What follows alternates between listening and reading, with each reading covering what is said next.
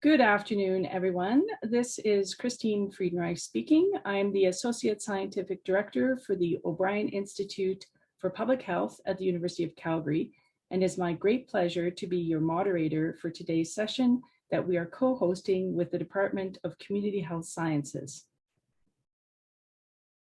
I would like to begin by acknowledging the traditional territories of the people of the Treaty 7 region in southern Alberta, which includes the Blackfoot Confederacy, comprising the Siksika, the Kainai, and Kainai First Nations, as well as the Tsuut'ina First Nation and the Stoney Nakoda, including the Chiniki, Bearspaw, and Wellesley First Nations. We also want to acknowledge that the City of Calgary is home to the Métis Nation of Alberta, Region 3. For today's session, I just want to start off with a few housekeeping reminders. For attendees, we will be having a Q&A session at the end of our seminar today. So please just ask your questions via Q&A box that you have at the bottom of your screen. You can also email your questions to iph@ucalgary.ca following the session. I would also like to point out that we've already received some questions to our email address, and we will try to answer those questions in addition to the ones that we've already received in the Q&A. I also want to say that this webinar is being recorded and it will be posted to the O'Brien Institute's website following the event. In addition, I also want to mention that we will also be trying to answer any questions that have not been answered during the Q&A session, and that we will post those answers on our website. So I'll begin now with the introduction of our presenters. It's my great pleasure to be able to introduce Dr. John Connolly. He's a professor and former head of the Department of Medicine at the University of Calgary and Alberta Health Services. He's an infectious disease specialist with medical training who's held several leadership roles with the Canadian Infectious Disease Society, the Canadian Committee on Antibiotic Resistance, the Canadian Expert Drug Advisory Committee, CIHR's Institute of Infection and Immunities Institute Advisory Board, and the WHO's Advisory Group on Integrated Surveillance of Antimicrobial Resistance. He's currently the chair of the WHO's Infection Prevention and Control Research and Development Expert Group on COVID19 and a member of the Canadian Expert Advisory Group on Antimicrobial Resistance. He's received many career awards in areas of research, teaching, service, including the Ronald Christie Award for Contributions to Academic Medicine in Canada, the Medal for Distinguished Service from the Alberta Medical Association, and last but not least, the Order of Canada. He's an active consultant in clinical infectious diseases with current research interests focused on antimicrobial resistance and stewardship, prevention of hospital-acquired infections, and novel innovations in healthcare. Our next speaker to introduce is Dr. David Fisman. He's a professor of epidemiology at the University of Toronto and a fellow of CIHR's College of Reviewers. He's a physician epidemiologist with research interests that fall at the intersection of applied epidemiology, mathematical modeling, and applied health economics. He completed a residency in internal medicine at McGill University and Brown University before completing a fellowship at the Beth Israel Deaconess Medical Center in Boston and an MPH at Harvard School of Public Health. He is an AHRQ fellow in health policy at Harvard Center for Risk Analysis and has held faculty appointments at McMaster University, Princeton, and Drexel Universities. He develops and applies novel methods that allow physicians and public health experts make the best possible decisions around communicable disease control using the best available data, and has been a recipient of CIHR funding for the study of COVID-19 epidemiology. And our final speaker, or actually will actually be our first speaker, is Dr. Kim Prather. She's a professor and distinguished chair in atmospheric chemistry at Scripps Institution of Oceanography at UC San Diego. She's the founding director of the NSF Center for Aerosol Impacts on Chemistry of the Environment. She's published over 220 papers detailing how aerosols influence the atmosphere, climate, and human health. She holds several patents on innovative technologies for measuring atmospheric aerosols, including an aircraft-based aerosol time-of-flight mass spectrometer instrument that has been flown through clouds to study how different aerosol sources affect clouds and precipitation processes. She's an elected member of the National Academy of Sciences, the National Academy of Engineering, and an elected fellow of the American Geophysical Union, the American Association for the Advancement of Science, and the American Academy of Arts and Sciences. So now I'll hand over the talk to Dr. Prather, who will begin the discussion, to be followed by Dr. Fisman, and finally with Dr. Connolly, and then we'll have the Q&A. Thank you very much. Okay, well, thank you for that introduction. I just want to make sure I can share my screen. Is it sharing? I think it should be up there now. Okay, can everybody see my screen? Yes, okay. That's perfect. Thank you. All right, well, thank you. I'd first like to thank University of Calgary and the O'Brien Institute for organizing this discussion today. Since I'm starting, I thought I would just sort of remind everyone about what the topic that we were given to discuss is, and it's about that. But basically, we're discussing whether airborne transmission is an important and mitigatable aspect of the COVID-19 pandemic. And so what I'm going to start out with is presenting about the evidence that supports, yes, indeed, it is airborne transmission is, in fact, a predominant mode of transport. And I'll say up front that we're not, I'm not going to say that it's 100%, but it can be quite significant. And today I'll talk about why that is the case and why, and the evidence that supports that. And the answer to the mitigatable aspect is, yes, it is, once we all acknowledge that it is airborne.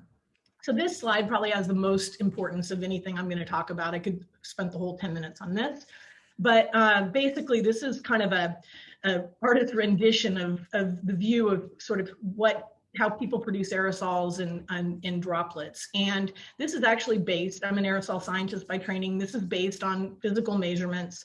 And so, basically what we see here is that when people are just simply, singing, talking, breathing, they're aerosol producers. And that's something that's become a big, obvious part of this pandemic. And I'll talk more about that. In other words, they don't have to be coughing and sneezing. They don't have to have symptoms. And so one of the major ways this virus has snuck its way around the globe is that it can be largely spread by people who don't know they're sick. So they're not coughing and singing or sneezing. They're just out in the public talking to people. And so basically what happens is, you produce, when you speak louder, you produce more, but when you speak, you produce aerosols. Little tiny aerosols that come out, lots of those, thousands of those come out of your mouth continuously while you're talking. And those will float in the air. And if you're indoors, they can float in the air. They can go much further than 6 feet, or basically they can build up in the room, just like, think about cigarette smoke. They basically are of that size and they behave visually very similarly. You also produce some number of, very few, I would say, when you're speaking, you produce many fewer large drops. And this is defined, I'm going to talk about bigger than 100 microns, because these follow a very different aerodynamic pathway. And you can see it in this figure. They basically are immediately falling to the ground, and they will fall to the ground, most of them, within 6 feet. If you're unlucky and you're standing too close, these could hit your eyes, nose, or mouth.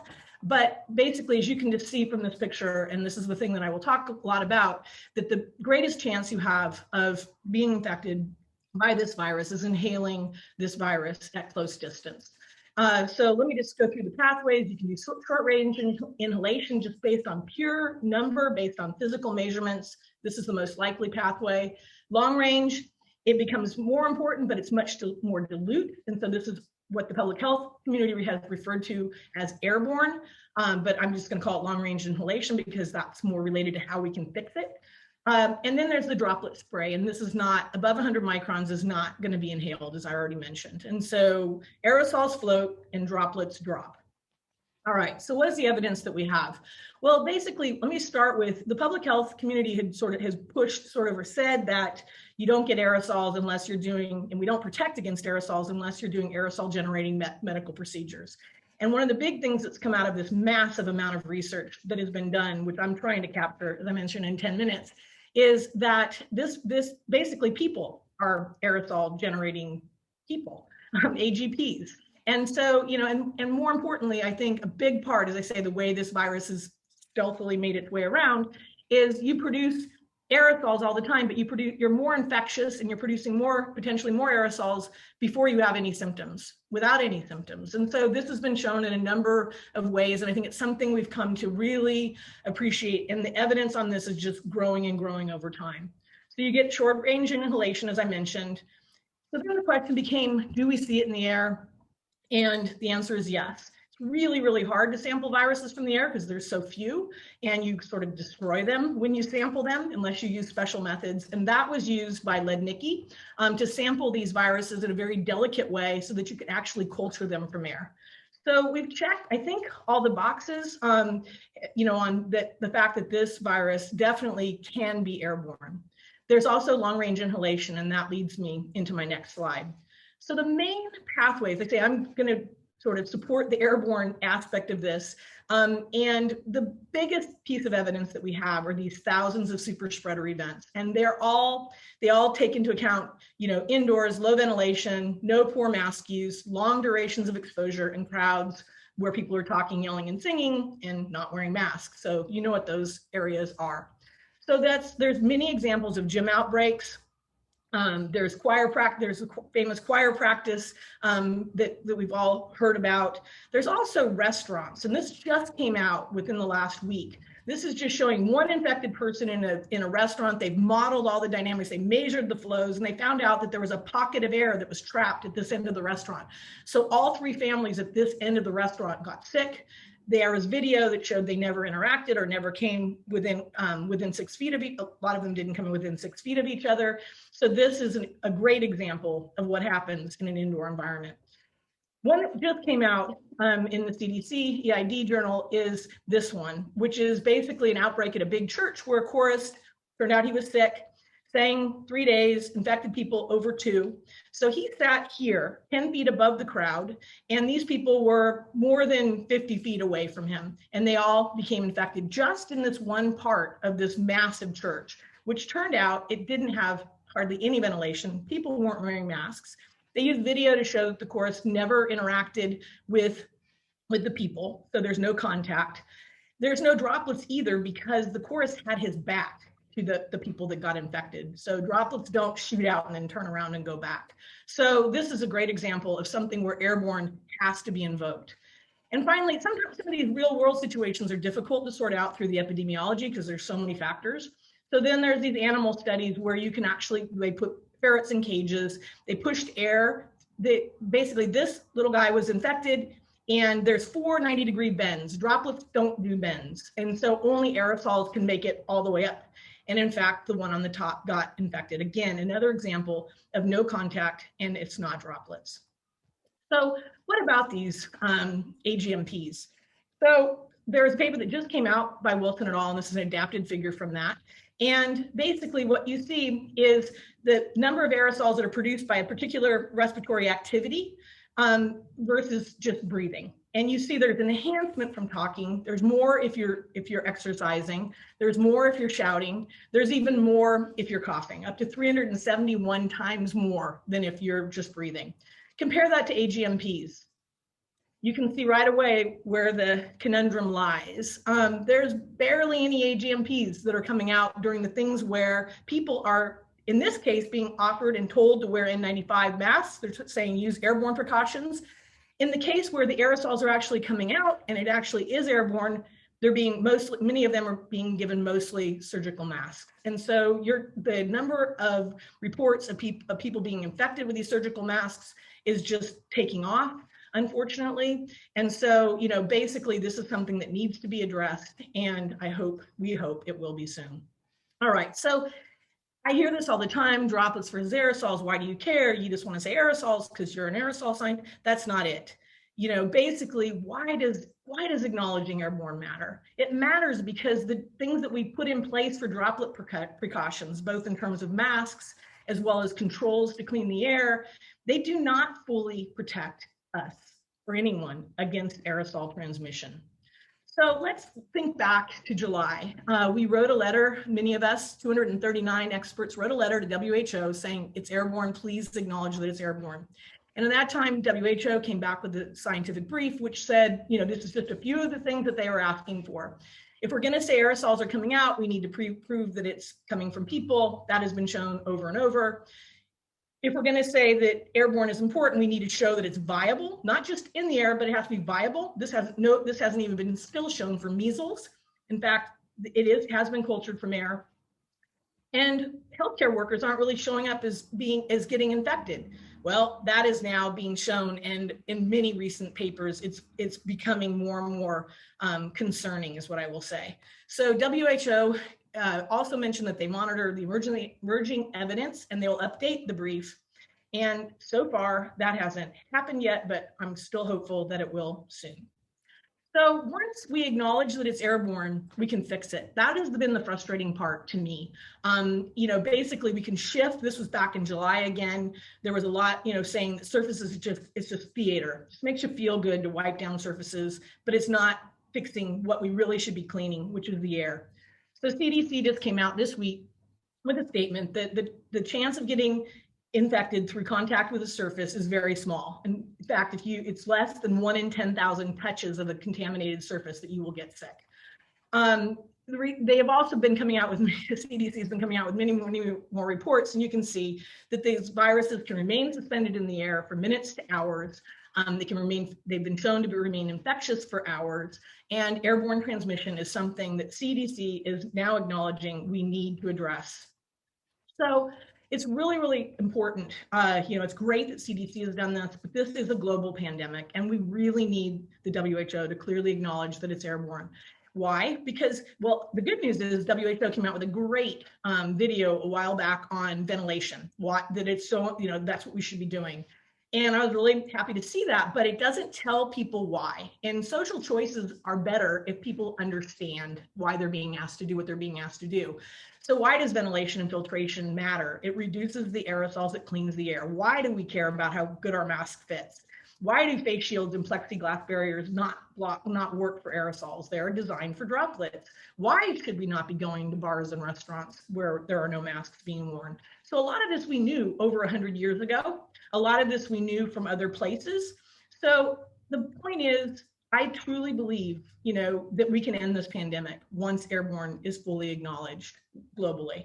And the bottom line, the proof of that is that places that have acknowledged it's airborne have fared much better. This just shows the European Union cases and the United States cases versus, where we haven't embraced airborne, versus places like Japan, South Korea, Taiwan, and Vietnam, where they did. And the cases are almost, you can't really detect very many. So we can look at what I questioned is, why can't we just look at lessons learned from other people, lessons learned from over 100 years ago that ventilation matters. The guidance on how to clean the air, I truly believe, will allow all businesses and schools to open, and this time stay open. And I will just say there's a cadre of us that have been working, helping individual businesses. Lindsay Marr, who many of you know, helped a gym, which is notoriously high risk. Her gym has not had a single case because they just cleaned the air. I've helped schools, I've helped businesses, I've helped restaurants, but we can't do it one-on-one like this. This has to be, we should share this information globally, and we're limited in our capacity to do that. And so also the other thing we need to get out is, once it's airborne, we can protect people. We can protect healthcare workers, frontline workers. And this is really, really important. So I'm going to stop in a second. I just want to mention, we just had a paper. Trish Greenhalgh was the lead on this. It was just accepted at the Lancet. It'll come out next week. This is the top 10 scientific reasons, many of which I just covered, that it goes into, that show, this is it's getting to be an overwhelming amount of evidence from different directions, direct measurements, mechanistic measurements, models, epidemiology, just look at the world. We're in the middle of a pandemic. Airborne has got to be factored in. So I will stop. I'm going to hand it off to David, but before I do, I just want to mention, the questions that I hope we can address based on what I just presented is, how do we explain, the great impacts we see? So many fewer infections outdoors versus indoors, and ventilation does such a great job. These massive number of outbreaks that we see, how can you explain, it's now acknowledged that the airborne long-range inhalation is occurring, but how can it not be happening at short range where the concentrations are higher? And finally, I would love to hear from Dr. Connolly. When will, what is it going to take WHO to acknowledge this evidence and that it's, predominantly airborne transmission that is leading us into this global pandemic? I'm going to hand it off to David now. Thank you. I hope no one regards this as too sacrilegious. I'm presenting a bit of a conversion narrative, and I've got my Caravaggio picture here of St. Paul on the road to Damascus, because I'm a physician epidemiologist, and I have to say I've learned a ton over the past year of the pandemic about many things. One of those has been really discovering this amazing discipline of aerosol science, which I must say I was fairly clueless about. And what I'd like to describe is how learning about aerosol, learning about established aerosol science, has really helped me understand the pandemic differently, and how it's helped me to account for factors that were very difficult to explain early on in the pandemic. So this is a funny virus. I've referred to it before as Schrodinger's coronavirus, because it's such a study in contrasts. We've known for over a year now that there are a bunch of paradoxical features of SARS-CoV-2. These include presymptomatic transmission, which Kim's mentioned, extraordinary heterogeneity of severity, ranging from critical illness to asymptomatic infection, over dispersion of reproduction number, which I'll unpack a bit on the next slide, with the majority of new infections caused by a small minority of primary cases, something on the order of 10 to 20% of cases producing 80% of downstream infections. And lastly, the Japanese characterized this disease very early on as having sort of a signature, which is transmission occurred where the 3 C's were operative, where it was closed, close, and crowded. They ascribed that very early on to aerosol, and that led to some very interesting public health guidance. And I remember chuckling when the Japanese guidance around reopening of amusement parks included things like, you should scream inside your heart on the roller coaster, don't scream out loud. But that reflected an awareness of the importance of aerosol. And these are just some pictures to show you how relevant this concept of overdispersion is to SARS-CoV-2. Over here on the left, this is Kailan Sun's paper I think this was in Nature, looking at some Chinese contact tracing data from early in the pandemic. And what you can see here is that most cases do not transmit. Most cases have a reproduction number of 0. But what we see is that 80% of secondary cases come from only 10% of the cases. So we've got a lot of dead-end cases. If we have a disease like this is a graph from Adam Kucharski from Lancet. What we see is, I've likened this to sort of trying to start an old outboard motor, if any of you have had that experience, where you pull on the cord 6 or 7 times and it turns over on the 8th time. That's what we get with over-dispersed reproduction number. Most cases are dead ends, so we import cases, and boom, suddenly the epidemic explodes. That's exactly what we saw in Ontario, where we were importing cases from January to March, and our epidemic didn't start until March, likely with a missed super spreader event. You can see Adam's sort of plotted out probability of an epidemic based on number of introductions. I had 2 epiphanies, to continue with my inappropriate religious metaphor.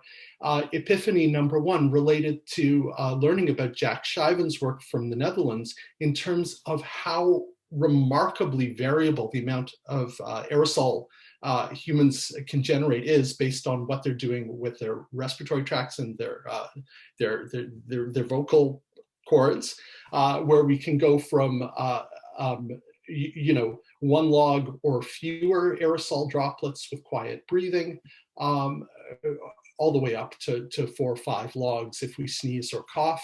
Schijven pointed out that with this variability in aerosol production, the setting in which the aerosol is produced would also be very important. If we're in crowded, poorly ventilated settings, more aerosol could be more impactful. So we're starting to see how we could have so much variability in transmission with this virus.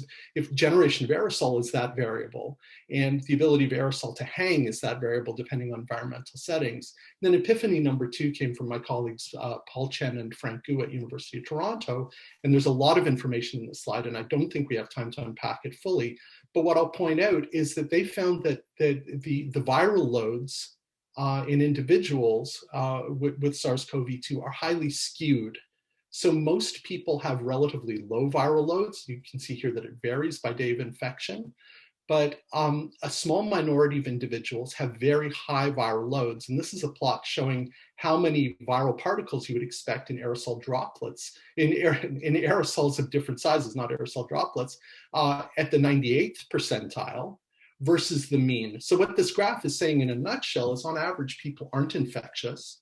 However, a minority of individuals will be highly infectious. And I've started to refer to this as the Lemony-Snicket model of COVID transmission, where you need a series of unfortunate events. This is vocalization or coughing, singing in a poorly ventilated indoor setting by an individual who's on the high end for viral load in order to create these super spreader events. So then the reproduction number we observed for SARS-CoV-2, which is around 2 to 3, the basic reproduction number, we can now understand as a weighted average of cases who have a personal reproduction number less than 1, which is the majority, and cases that have a massively high aerosol generated reproduction number, which is a small minority.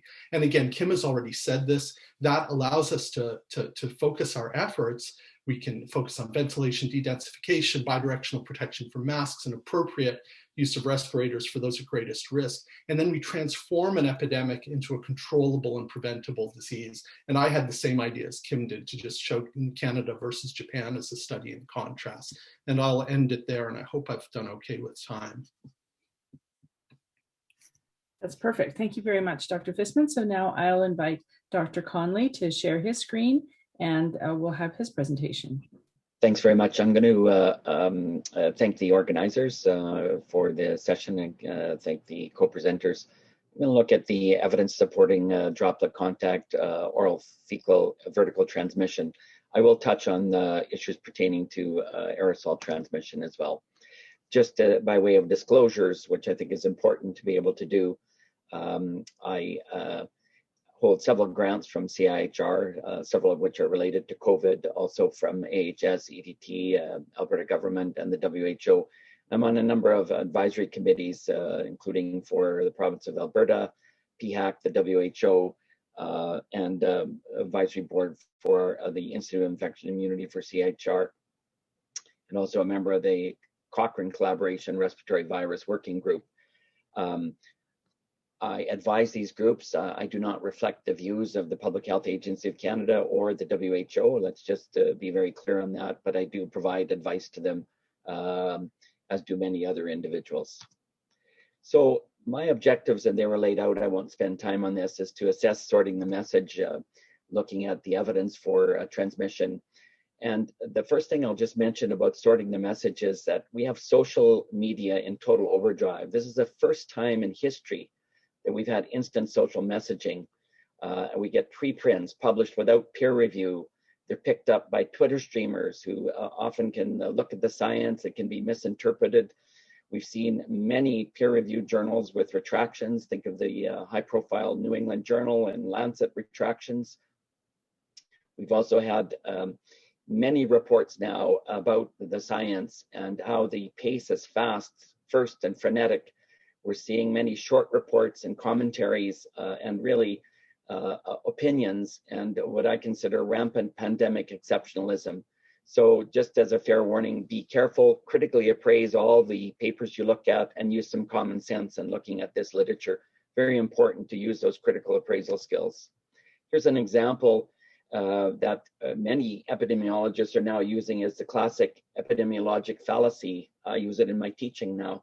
This is the study that came out in the June of 2020, looking at the New York data where they showed the day after they went to face coverings, there was a reduction in the number of cases. Many epidemiologists from around the world wrote in about this where they declared that airborne transmission was the dominant route of transmission based on this paper. And they could have had 5,000 epidemiologists rather than the number that wrote in. It's quite a fallacy to suggest that the day after you do something, there's an immediate reduction in the number of cases. This was called for as a retraction with PNAS, and the New York Times also discovered that these individuals had chosen a couple of friends through some old PNAS Academy rules to allow the peer review to go through very rapidly. So just a word of warning to beware. So let's just go back to some very basic principles about exposure to a microbe. And then not all exposures lead to transmission and invasive infection. This is fundamental infectious diseases epidemiology. You've got a colonized or infected source, and then you've got ability to be able to have a susceptible host. You've got the avidity of the host receptors, the inoculum, the viability, very important, and the virulence of the microbe. And then you have to look at the effectiveness of the hygiene and the controls. And just to remind you about the routes of transmission, the way we teach in infection control and public health, which is important. We've got animal vectors. They can be influenced by wind, water, abiotic, environmental factors. Then we talk about contact, which is direct and indirect. Direct is through close contact. Think of sexually transmitted diseases, for example. Indirect is through fomites, where things are deposited on the environment, and then move to the host. Then we have the droplets in the airborne, with some debate about the size of the droplets in the aerosol creation. And then finally, fecal oral. And we know many examples there, norovirus, which has plagued cruise ships for many years, for example, or salmonella, or many other types of diseases. When we talk about modes of transmission of respiratory viruses, we talk about droplet contact, fecal oral, and airborne. And in all likelihood, they all come into play in this setting. And the greatest debate is the droplet and airborne. From the standpoint of setting about guidelines and guidance, we often talk about large droplets, small droplets, aerosols. We use 10 to 100 micrometers. Those are generally heavier and fall. And then we talk about those that are finer, that can get into the air and be carried over long distances. And I think the other presenter had touched on this. It's important to remember that there's considerable overlap with respect to droplet size and some very, very important principles that one needs to consider. And that's that in all likelihood, we see from the human airway a variety of sizes, from coughing, sneezing, talking, medical procedures, and then situational settings as well. And we're in all likelihood looking at a continuum from very large droplets to fine aerosols. Very important to look at that in terms of the situational, or what we call opportunistic settings, because there are things that can change this. And when you look at the biology of viable presence of virus, bacteria, or other pathogens, it's very important to take into consideration the very, very complex environment. And it's not a one size fits all. We have variability in the particle size, the distance, the propulsion. Think of a neonate versus an adult if they have cough, and how much propulsion you're going to get, the concentration, the settling velocity, the direction of the airflow, the number of air changes, temperature, relative humidity, crowding. It's very, very complex. And then last but not least, one has to look at the presence of a virus, if it may be present in the air or in fine aerosols.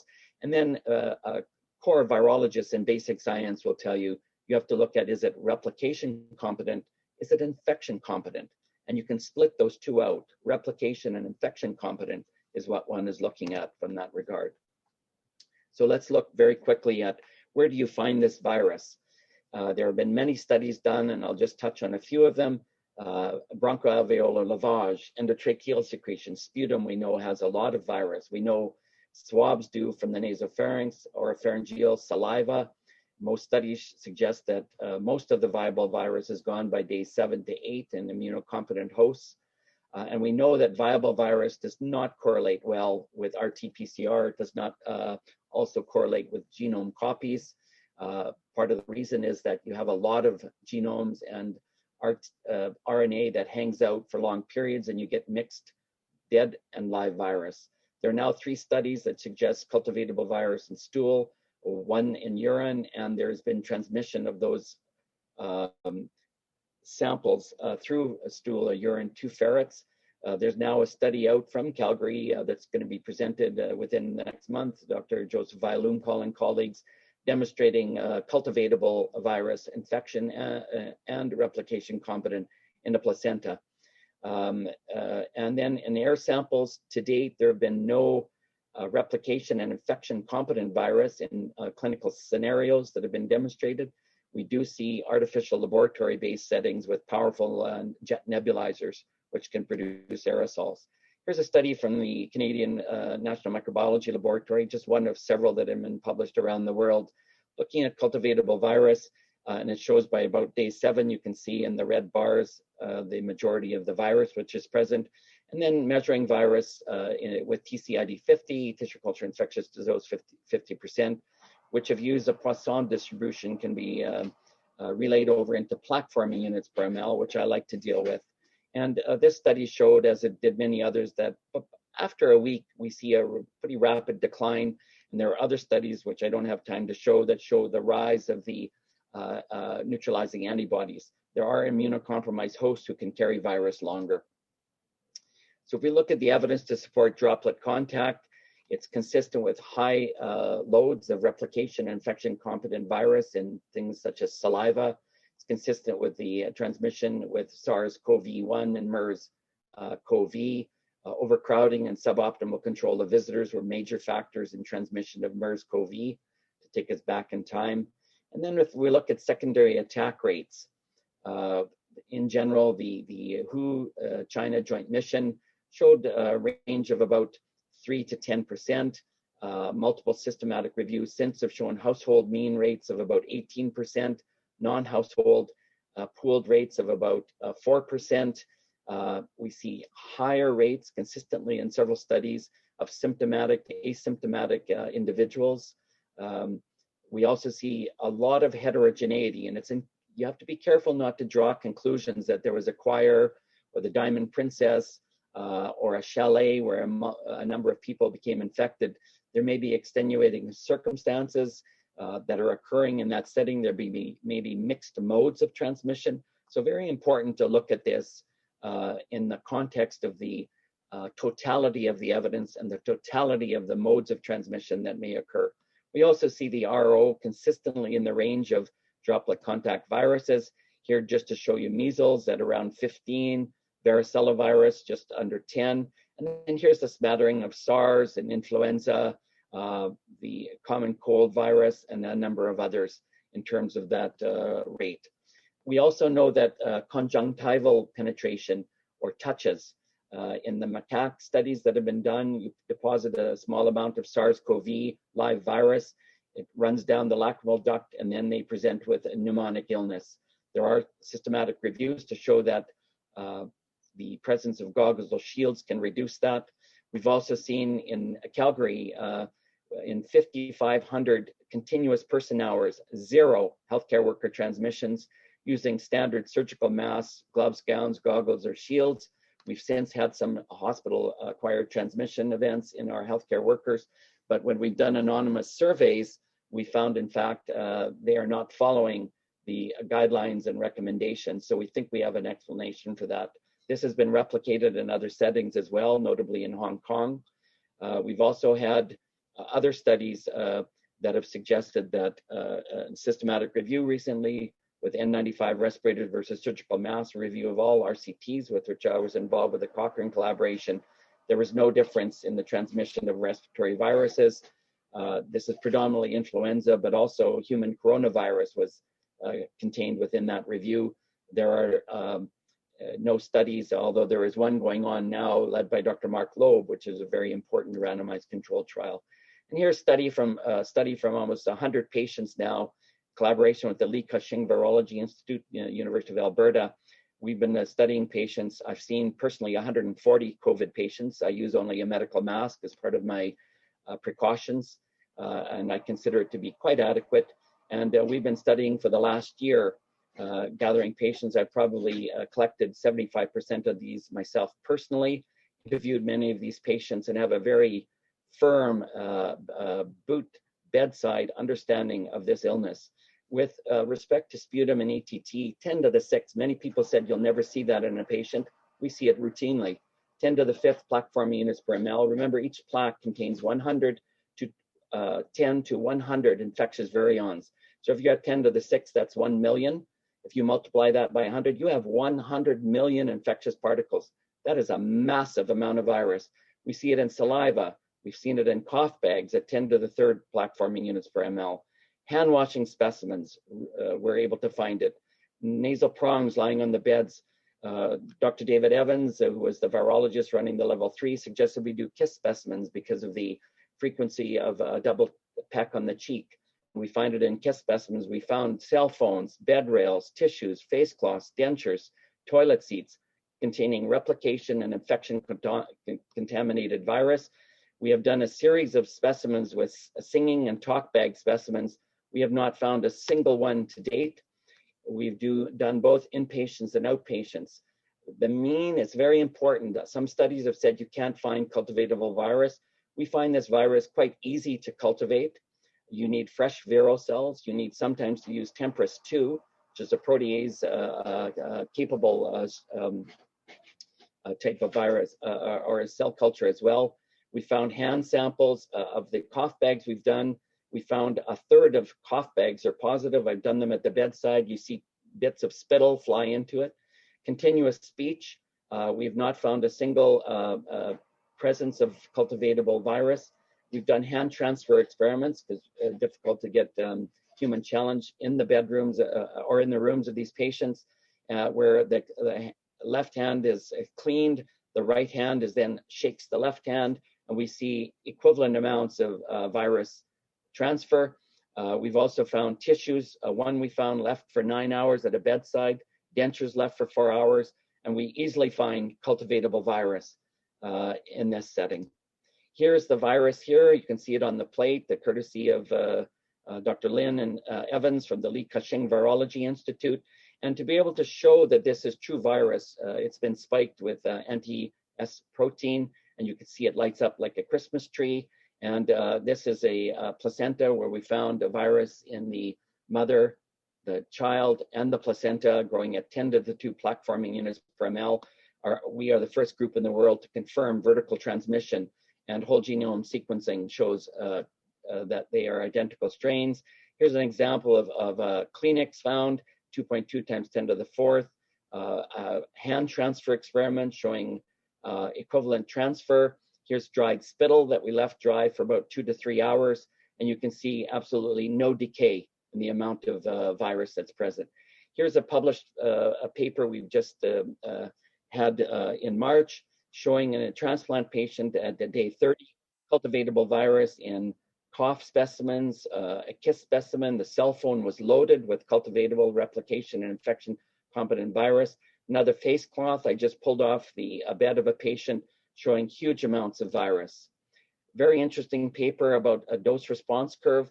The work with the Rocky Mountain NIH just south of us. We often have them up to our Banff conference on infectious diseases. They're showing a 3-fold increase in the binding capacity of this particular virus, SARS-CoV-2, compared to MERS and SARS-CoV-1. And interestingly, I don't have time to walk through all of this, but regardless of the inoculum, there's no inoculum effect with the severity of disease in a hamster model. Once you're infected, and it just rises up from there. Human challenge experiments, just to take you back to the common cold studies from the MRC Cold Research Unit. They were able to find with alpha coronavirus as little as 4 PFUs per meal can cause infection. And there are now human challenge experiments going on. I've just had colleagues from the UK indicate we know that this virus can be carried on many substances. It was thought maybe this is only with laboratory strains. We've actually shown it in clinical strains as well. And some recent studies from Public Health England showing the presence on multiple electronic equipments in school children. And then just to remind you with rhinovirus that 50% attack rate with the famous coffee cup experiment where rhinovirus was picked up from fomites. We fully expect we're going to see this. We have been able to demonstrate fomite transmission through to a hamster model, thus fulfilling Koch's postulates. This work suggests that we have fulfilled not only Koch's postulates, Bradford Hill, the Gwaltney and Hendley postulates for virus transmission, and also the Bird and Segre genetic sequencing postulates, and those of Fredericks and Relman. So to just the last couple of slides on aerosol transmission, absolutely it's possible. We've seen that with the Amoy Gardens. We've seen it in these crowded settings, which have been discussed, but pretty low copy numbers. And to date, looking at those studies very carefully, it's been very difficult to be able to find a viable virus in this setting. There's one study that was done to show situational. This was in a barracks back in 1970, studies done in the late 60s, where they put giant fans in a military barracks and shown that you can have the transmission of aerosolized Coxsackie A21. So there are now several systematic reviews. John, sorry, yeah. I'm just going to, we need to wrap up to get to the questions. One slide, thanks. Okay. They ran overtime, so I guess I get to as well, just to be fair and equitable. They cut into my time, so. That's okay. Several systematic reviews to show with the University of Oxford, and they're well worth a look. There's 2 more that are coming up as well, and they're living reviews. So my personal assessment, why is this virus so contagious? It's very hardy in the environment, very high titers. The environment is literally saturated with this virus. We have frequent human behavior. I believe that there's pretty good evidence that a fomite transmission occurs. There's good evidence that droplet occurs. And I think it's important to look at, there's no absolutes in the science of the biology of transmission. We need to look very carefully. It remains to be seen in my mind that airborne is the predominant when we've got all this cultivatable virus activity. Certainly it can occur. We have questions that we need to answer, not hypothesis generating, but hypothesis testing. And with that, I'll close. Thanks for your time. Okay, thank you very much. I'll ask all the panelists to return. I've got one first question that I would like to ask for all of the panelists. And thank you very much for your presentations. I would just want to ask if you could please address the question essentially of what is the difference then between indoor and outdoor super spreader events? How do the 2 sides explain the different transmission hypotheses that would explain what's happening between indoor and outdoor super spreader events? Okay, go ahead, David. Unmute yourself first. Happy to take that. I keep it short. And the major difference between indoor and outdoor super spreader events is indoor super spreader events are abundant. There are thousands of them. There's a systematic review in JID from about a month and a half ago that was able to identify a grand total of 5 published instances of outdoor transmission, one of which was a one-on-one conversation outside in Wuhan.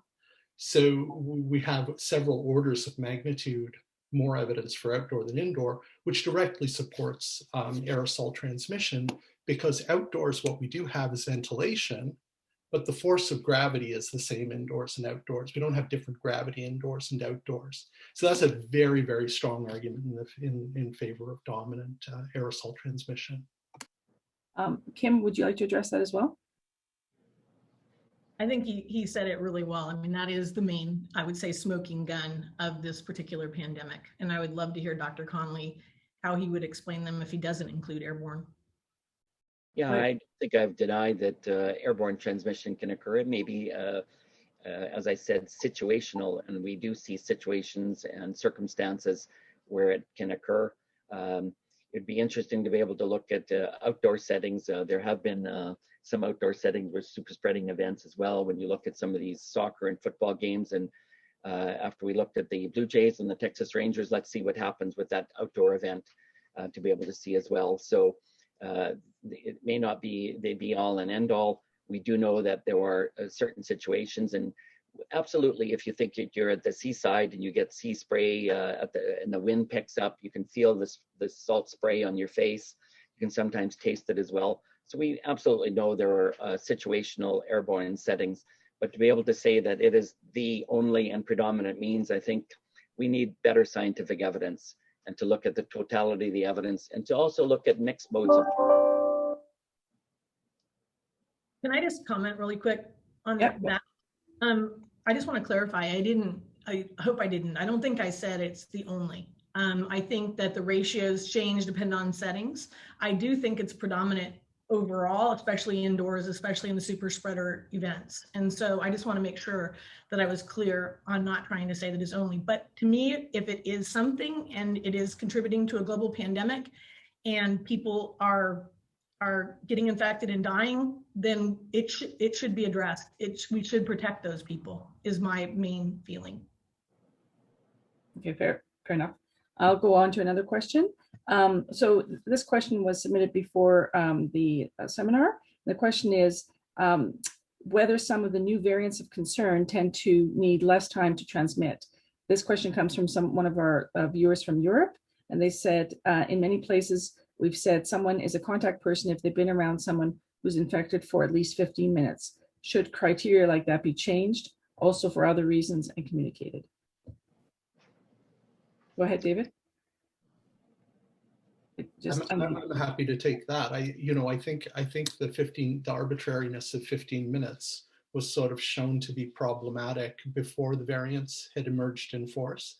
And I think our best source of data on that actually comes from the NFL, from the American Professional Football Leagues, where you've got some very, very deep-pocketed individuals doing what it takes and paying what it takes to keep a group of highly paid athletes safe. So a lot of testing, a lot of environmental control, a lot of care around masks. And they had a joint publication a couple months ago with CDC pointing out that they were having transmissions in under 15 minutes of exposure from people who are well more than 6 feet apart, strongly implying aerosol. And that was their take home from that joint publication, is the gaps relate to aerosol. So I think that's a pre-variant. We can talk about variants in a subsequent question, but I think that 15-minute guideline was problematic even before the variants emerged.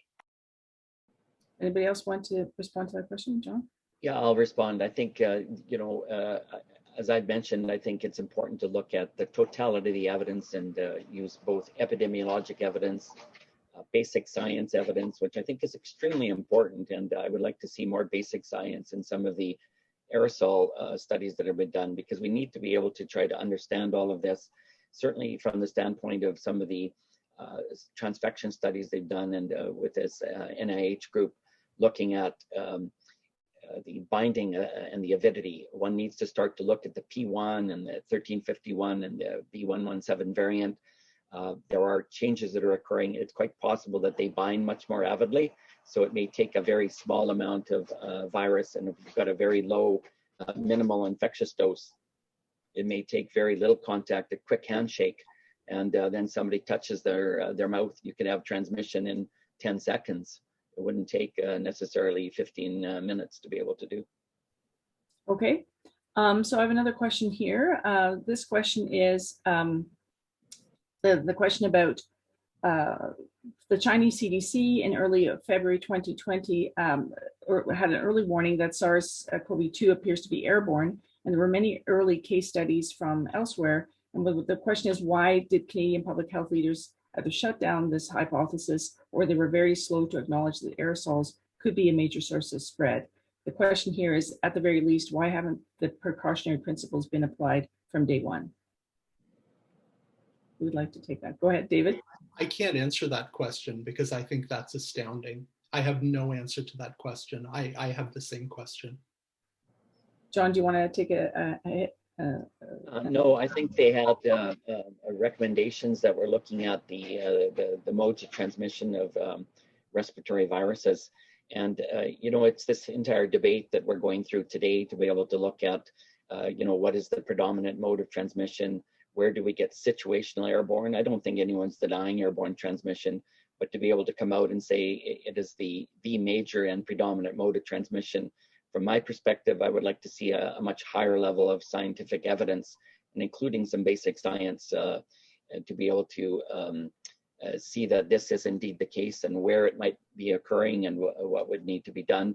And certainly from our experience in Alberta and in the phase 1, we were using standard recommendations from the Public Health Agency Canada with gowns, gloves, medical masks, and as I said, the 132 patients, and over 5,500. That's almost 8 months of continuous contact time with highly infectious, hot viral patients and not a single healthcare worker transmission. So I think there's good justification for those recommendations. They work for us. Go ahead. So, I mean, there are lots of questions coming through. We have over 100 questions here, and so I won't be able to ask you all of them. But there seem to be a lot of people are wondering about what kind of advice we should be giving to the general public right now about the level of masking, particularly for, let's say, in schools, for healthcare workers, what level of precaution should be recommended. You know, I just want to follow up in terms of, I think we have to separate out the science from the supply chain. And I think those two things have really gotten conflated through the past year and a half, where there's been a desire to not have this be aerosol generated because we didn't have the N95 masks. And I think both in Canada and the US, I think that's really problematic. I think you get, you slide off, evidence-based decision-making and fall into some decision-based evidence-making when your principal concern is an inadequate supply chain. That's gone away now. Both sides of the border, we are now manufacturing N95s in Ontario. And I think it's time to let the science speak. And I think it's time to listen to the precautionary principle. I think Dr. Connolly's acknowledging that aerosol is a mode of transmission, unless I've misheard. And if that is the case, we can get all rabbinical and go back and forth about what fraction is aerosol. But it's pretty clear that there are infections resulting from aerosol transmission. And now that we have the supplies in terms of N95 masks, we need to start treating this for what it is, which is a dominantly aerosol transmitted disease. Yeah, I would completely disagree with you, Dr. Fisman. And I think there are many side effects, and I would remind you that anytime you look at benefits, you need to look at harms, of which there are many harms with N95. And I think to ignore them, you're at your peril. There's acne, there's also issues with eczema, conjunctivitis, CO2 retention. There's been decreased O2 concentrations in pregnant women, many side effects to this. And I think one needs to look at harms as well as benefits anytime that you think that you're going to do this. And there's also importance to be able to look at the fact that from the standpoint of what we're doing now in the public health recommendations, if there is good compliance, in general, these recommendations do tend to have benefits. And one needs to be able to weigh the totality of the risks and the benefits together before coming up with a recommendation that all persons should be wearing an N95 respirator. Can I quickly on that, please? Yeah. When you talk about harms, I totally disagree. And I think people who've lost family members and been sick themselves and healthcare workers would disagree with you too. Because harm of acne versus death or long COVID, we've lost 133 million people have gotten this, and nearly 3 million have died. And so harm versus catching COVID, wearing a good mask, I would endorse it completely. Yeah, I'll just respond by saying that in SARS-1, there are many cases of individuals wearing N95s who did acquire SARS-CoV-1. So one has to look at issues of droplet, contact transmission, fomite, and you have to look at the totality of the recommendations that would come into play in this setting. We lived through SARS-1, it was a different disease. And also, it was different, and it's also, you're conflating the two, and that, yeah, there's other ways to get it. Nobody's saying that, but right now we're protecting against all those other ways, and we're not protecting against airborne properly. That is a problem. I think this has been an outstanding discussion, and definitely some counterpoints that we've got clearly presented here. We have over 150 questions that have not been answered. So what we will do is we will save all of these questions. We will send them to our speakers. We will get them to answer the questions. And if there are differing points of view, we'll make sure that we record both of those, because I think there's these topics are very, very important. And we really acknowledge that there's been a lot of interest in this topic. And we want to thank the audience for participating in today's seminar. I would like to very much thank our speakers for your very excellent presentations and lively discussions that we had. I wish we had a whole other hour to go through all of the discussions, and perhaps we will pick up this topic again, because I think there's lots and lots to be discussed, and we're not out of the woods yet with this pandemic. So thank you so much for your time, and thank you very much to the speakers for your wonderful presentations. Thank you. Thank you. Bye now.